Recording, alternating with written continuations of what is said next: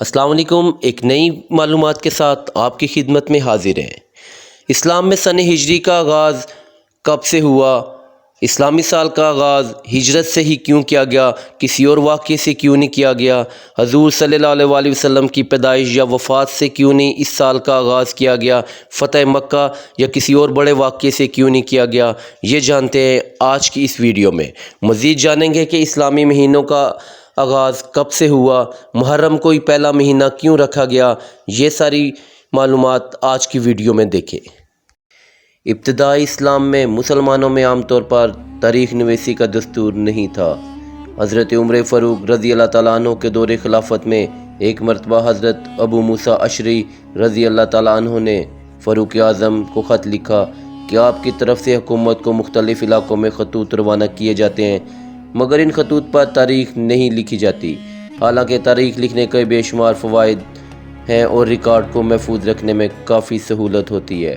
آپ نے خط کسی دن تحریر کیا، کس دن روانہ کیا، کب پہنچا، کس دن حکم جاری ہوا، کس دن کس کو کس وقت اس پر عمل کا آغاز ہوا، ان سب باتوں کو جاننے اور سمجھنے کا دار و مدار تاریخ لکھنے پر موقوف ہے۔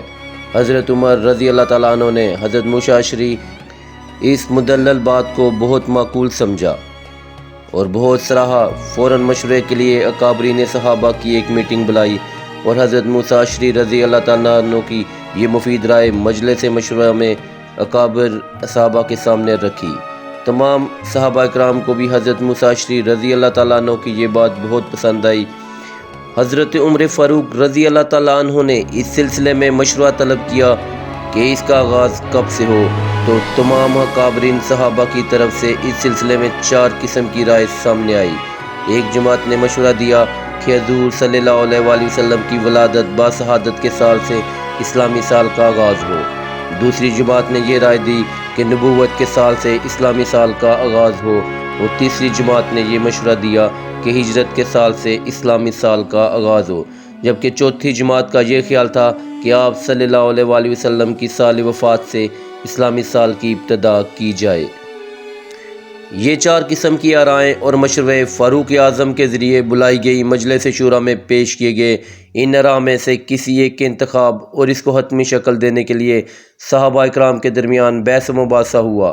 غور و خوض کے بعد فاروق اعظم رضی اللہ تعالیٰ عنہ نے یہ فیصلہ صادر فرمایا کہ ولادت یا نبوت کی تاریخ اور دنوں میں اختلاف کے باعث ولادت یا نبوت سے اسلامی سال کے آغاز کرنے میں اختلاف رونما ہو سکتا ہے، اور وفات نبوی سے اسلامی سال کی ابتدا کرنا اس لیے مناسب نہیں کہ وفات نبوی کا سال اسلامی اور مسلمانوں کے رنج و غم اور صدمے کا سال ہے، اس لیے ہجرت سے اسلامی سال کا آغاز کرنا زیادہ مناسب ہے۔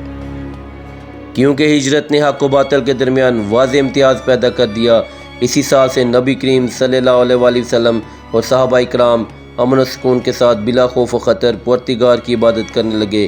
اسی سال مسجد نبوی کی بنیاد رکھی گئی، جو دراصل دین اسلام کی نشر و اشاعت کا مرکز تھی۔ حضرت عمر رضی اللہ تعالیٰ عنہ کے بیان کردہ ان دلائل اور وجوہ کی بنا پر تمام صحابہ اکرام کا اس پر اتفاق ہو گیا کہ اسلامی سال کی ابتدا ہجرت کے سال سے ہی کی جائے۔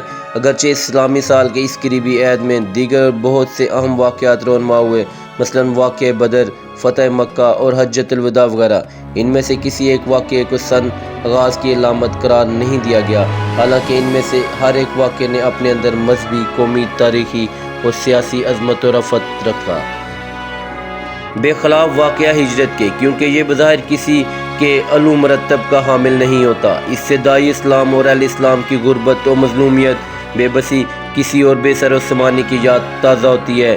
اسی سے اسلام کی کمزوری کا حال معلوم ہوتا ہے۔ مگر حضرت عمر رضی اللہ تعالیٰ عنہ اور صحابہ اکرام کی مجلس شورا نے تمام چیزوں کو نظر انداز کر کے بالکل انوکھی اور تمام دنیا سے نرالی راہ اختیار کی۔ یہ اعتراض و اشکال کسی سطحی نظر رکھنے والے کے لیے اہم ہو سکتا ہے، جس کی نگاہ ظاہری شان و شوکت پر ہوتی ہے، تاہم عمیق و گہری نظر رکھنے والا اس بات کی اقرار و اعتراف پر مجبور ہوگا کہ یہ حسن انتخاب بڑی حکمت و مصلحت سے معمور ہے، کیونکہ صحابہ اکرام رضوان اللہ علیہم اجمعین کی دور اندیشی اور ان کی عقلیں آسماں کی بلندیوں تک پرواز کرتی تھی۔ ان کے ذہن کی رسائی جس طے تک ہوتی تھی، وہاں تک کسی دوسرے کا طاہر فہم پر بھی نہیں مار سکتا تھا۔ اس میں شک نہیں کہ واقعہ ہجرت بظاہر یا سونا امیدی ہے، بے بسی ہے، کسی نامرادی اور اربت و افلاس کا واقعہ معلوم ہوتا ہے۔ جس طرح صلح حدیبیہ کے وقت اس مسالت سے بظاہر بے بسی اور کمزوری سمجھی جا رہی تھی، یہی صلح حدیبیہ فتح مکہ کی مبین لے کر آئی۔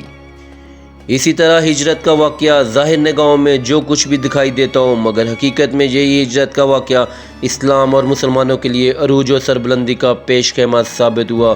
اسی ہجرت کے دامن میں اسلام کی وہ تمام تر ترقیاں پوشیدہ تھیں اور یہی ہجرت تمام تر کامیابیوں کا سرچشمہ ثابت ہوئی جن کا ظہور آئندہ چل کر ہوا۔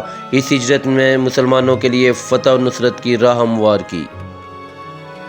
سن ہجری کا آغاز مسلمانوں کے لیے دینی تاریخی اعتبار سے اپنے اندر خاصی اہمیت رکھتا ہے۔ وہ اہل اسلام کو اس دور کی یاد دلاتا ہے جب ان کو مکی دور کے ابتدا و آزمائش کی تنگ زندگی سے نجات ملی اور مستحکم و پائیدار اور مضبوط اور مستقر ملا۔ اسلام اور اہل اسلام کو پھولنے اور پھلنے کا موقع ملا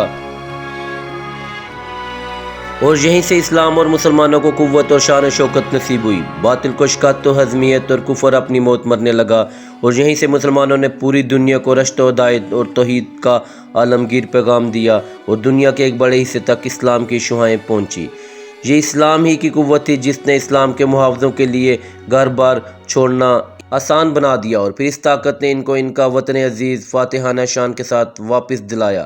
حضرت عمر رضی اللہ تعالیٰ عنہ کے ذریعے بلائی گئی اس شورا میں یہ بات بھی سامنے آئی کہ سن ہجری کا آغاز کس مہینے سے ہو۔ اس سلسلے میں بھی صحابہ اکرام کی طرف سے مختلف رائیں پیش ہوئی۔ ایک جماعت نے یہ کہا کہ رجب کے مہینے سے سال کے مہینے کی ابتدا کی جائے اور دوسری جماعت کا خیال تھا کہ رمضان کے مہینے سے، کیونکہ رمضان ہی وہ سب سے افضل ترین مہینہ ہے جس میں پورا قرآن نازل ہوا۔